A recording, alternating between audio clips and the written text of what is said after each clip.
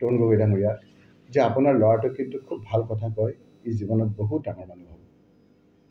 গতিকে আৰু এটা কথা ঠিক, এই যে গৌৰৱ গগৈৰ এই যিটো উত্থান, এই কথাখিনি আমাতকৈ বেছি হিমন্ত বিশ্ব শৰ্মা ডাঙৰীয়াই আগতীয়াকৈ গম পাইছিল। সেই যে আপোনালোকে কৈ আছে কোনোবাই যে কিবা কৈছিল, সেইটো হয়, সেইটো মই মানো। গৌৰৱ গগৈ ডাঙৰীয়াক যে তেওঁৰ গুণবিলাক আমাতকৈ বেছি আগতে তেখেতে গম পাইছিল, সেইকাৰণে তেখেতক হিংসা কৰিছিল। এই হিংসা এতিয়া বলে নোৱাৰে।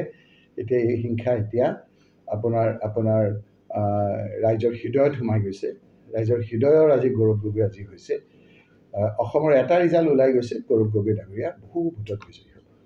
আপোনাৰ নিজৰ যে ধুবুৰীবাসী ৰাইজ 3বাৰকৈ বদৰুদ্দিন আজমল ডাঙৰীয়াক MP বনাইছে। এইবাৰ তেওঁলোকে ভাবিছে, মই এই মানুহবিলাক দুখীয়া মানুহ বেছি, ধনীখিনি মই বাদ দিছোঁ, খুব কৰ্ম কৰে। কেতিয়াবা চৰকাৰে কিবা দিলে, চৰকাৰে নিদিলে, এই কথাখিনি ইমান তেওঁলোকৰ ভক্ষেপ নাই। দিলে কিমান মানুহক দিব, কিমান শতাংশ মানুহক দিব।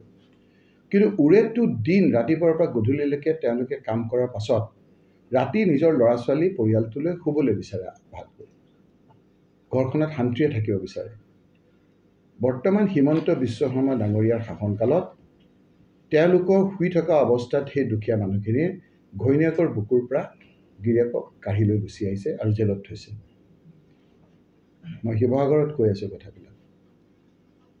ল'ৰাবিলাকক উঠাই নি ফেক এনকাউণ্টাৰ কৰা বুলি এতিয়াও আপোনাৰ বিভিন্ন ক্ষেত্ৰত আপোনাৰ হাইকোৰ্টত কেছ চলি আছে। শুই থকা ল'ৰা ছোৱালীবিলাকক আমাৰ গুৱাহাটীতে আপোনালোকে দেখিছে কেনেকৈ মহিলাসকলে ৰাজপথলৈ ওলাই আহিবলগীয়া হৈছে। ঘৰবিলাক ভাঙি দিছে, হয় বুলডেজাৰ বা হাতীৰে। এতিয়া মানুহখিনিয়ে ভাবিছে যে হিমন্ত বিশ্ব শৰ্মা ডাঙৰীয়াক যিমান সোনকালে পৰা যায় মুখ্যমন্ত্ৰীৰ পৰা আঁতৰাব লাগে। তেওঁলোকে দেখিলে যে আমিতো মুখ্যমন্ত্ৰী হিমন্ত বিশ্ব শৰ্মাক সমৰ্থন নকৰোঁ, আমিতো বদৰুদ্দিন আজমল ডাঙৰীয়াকে সমৰ্থন কৰোঁ। যেতিয়াই হিমন্ত বিশ্ব শৰ্মা আৰু বদৰুদ্দিন আজমল ডাঙৰীয়াৰ দহৰম মহৰম তেওঁলোকৰ সম্পৰ্ক জানা হ'ল, এতিয়া ভাবিছে যে বদৰুদ্দিন আজমল ডাঙৰীয়াক যদি MPৰ পৰা আমি আঁতৰাব পাৰোঁ, তেতিয়া UDFটো নাইকিয়া হ'ব। আৰু যেতিয়া UDFটো নাইকিয়া হ'ব, তেতিয়া হিমন্ত বিশ্ব শৰ্মাক মুখ্যমন্ত্ৰীৰ পৰা আঁতৰাব পাৰিব।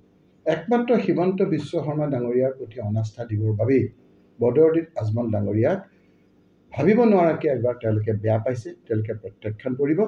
আৰু সেইকাৰণেই এইবাৰ বদৰুদ্দিন আজমল ডাঙৰীয়াই প্ৰথমে মোৰ নামটো ওলাওঁতে ক'লে, মই আপোনালোকৰ বহুতে মোক সুধিছিল, সেইকাৰণে মই জানো যে তেওঁ মোৰ ভাই, তেওঁ মোৰ ককাই।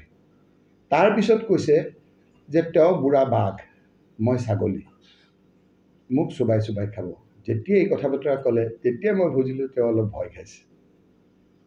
তেওঁ বাঘ, মই সেই কথা বতৰাবিলাক এই নিৰ্বাচনৰ সময়ত এই বাঘ ভালুকৰ এই খেল হৈছে নেকি?